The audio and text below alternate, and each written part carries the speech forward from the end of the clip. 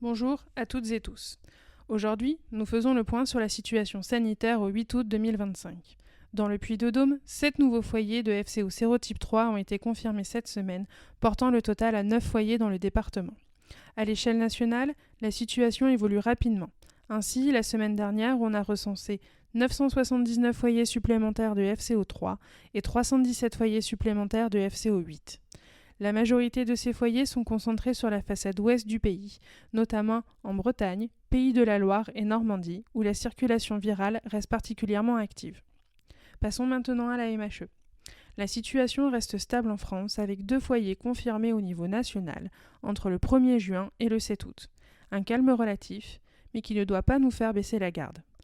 La saison vectorielle est bel et bien lancée, et les vagues épizootiques sont attendues entre mi-août et fin octobre.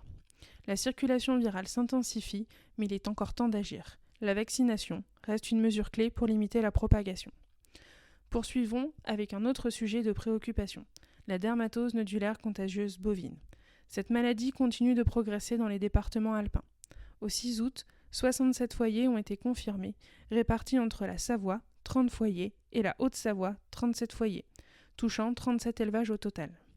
Malgré cette augmentation, le zonage reste inchangé depuis le 24 juillet et la campagne de vaccination visant les 310 000 bovins de la zone réglementée se poursuit activement sur le terrain. Avant de nous quitter, rappelons-le, la vigilance reste notre meilleur allié face aux menaces sanitaires. Éleveurs, vétérinaires, professionnels de terrain, votre engagement quotidien fait toute la différence. Ensemble, restons attentifs aux signes cliniques, appliquons les mesures de biosécurité et poursuivons nos efforts pour préserver la santé animale dans nos territoires. Merci pour votre écoute, prenez soin de vos élevages et on se retrouve très bientôt pour un nouveau point sanitaire.